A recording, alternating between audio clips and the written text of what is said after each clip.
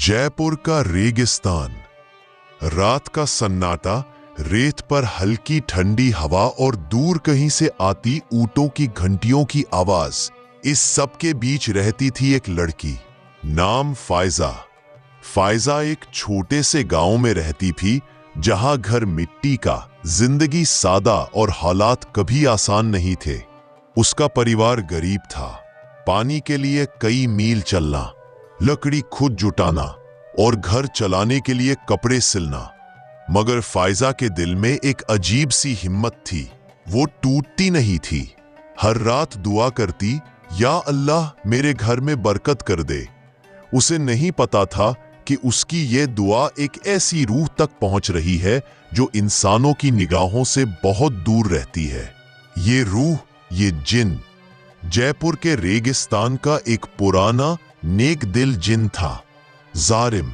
एक दिन फायजा पानी लेने रेगिस्तान की तरफ निकली। धूप तेज थी और हवा में रेत उड़ रही थी। अचानक उसकी पानी की मशक फट गई और सारा पानी रेत में समा गया। फायजा थक कर एक टीले पर बैठ गई और रोने लगी। ऐ मेरे परवरदिगार, मैं इतनी कमजोर क्यों हूं? उसकी आवाज रेत की लहरों पर फैलती हुई जरीम तक पहुंच गई। वो पहली बार मानव रूप में फायजा के सामने आया।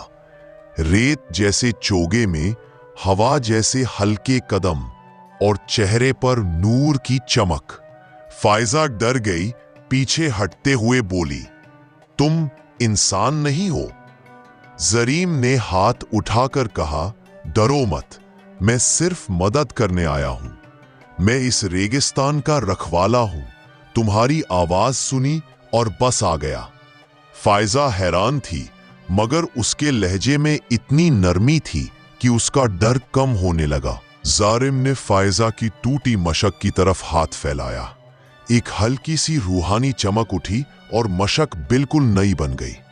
फायजा ने दंग होकर कहा, यह कैसे किया? जारिम बस मुस्कुराया। दोस्ती में सवाल नहीं किए जाते। फायजा ने कहा, दोस्ती? तुम मुझसे? जारिम ने सिर हिलाया।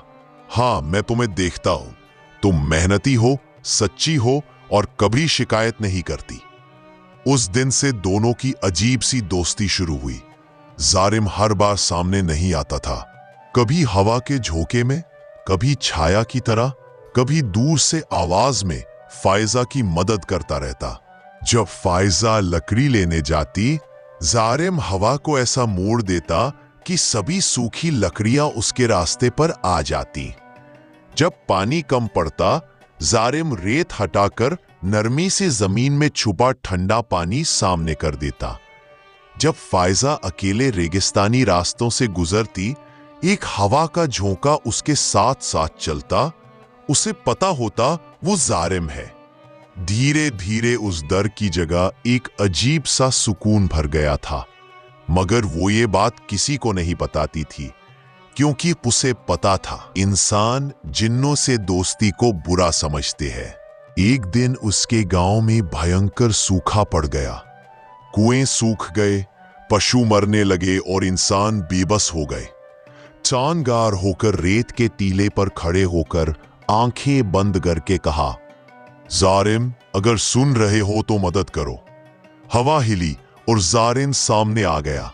उसने कहा, मैं तुम्हारी मदद करूंगा, मगर एक बात समझ लो, अगर इंसानों को पता चला कि तुम एक जिन्न की दोस्त हो, तो वो तुम्हें स्वीकार नहीं करेंगे।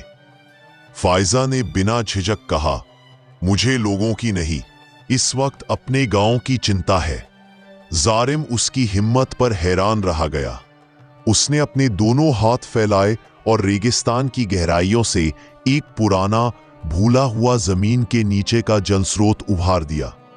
अगली सुबह गांव वालों ने देखा, कुएं में ताजा मीठा पानी भर चुका है। फायजा दूर से मुस्कुरा रही थी।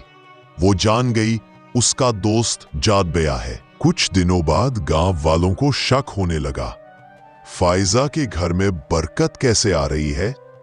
ये लड़की अकेले लकड़ियां कैसे ला लेती है? इसका पानी कभी खत्म क्यों नहीं होता? एक बूढ़ी औरत ने कहा, ये रेगिस्तान की रूह से मिली हुई है।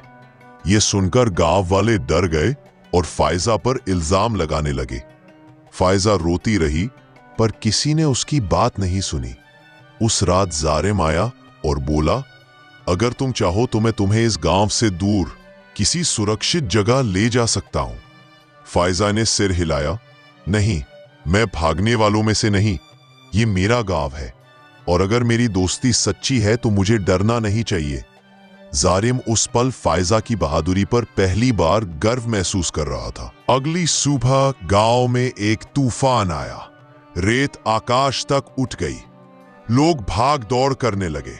फायजा अकेली खड़ी होकर आंखें बंद करके बोली, जारिम, बस एक बार मदद कर दो।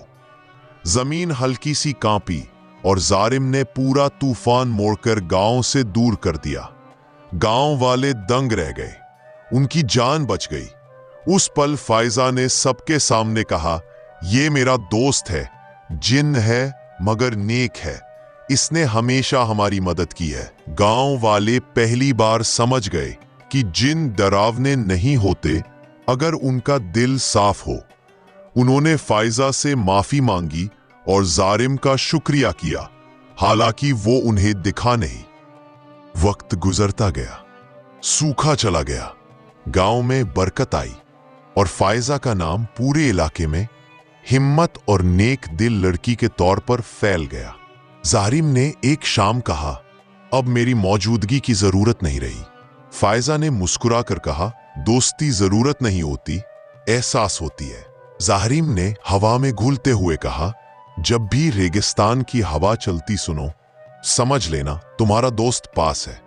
और फायजा रेत पर बैठकर हवा को महसूस करती रही। एक जिन और एक इंसान की सबसे खूबसूरत, सबसे पाक, सबसे रूहानी दोस्ती का निशान छोड़ते हुए।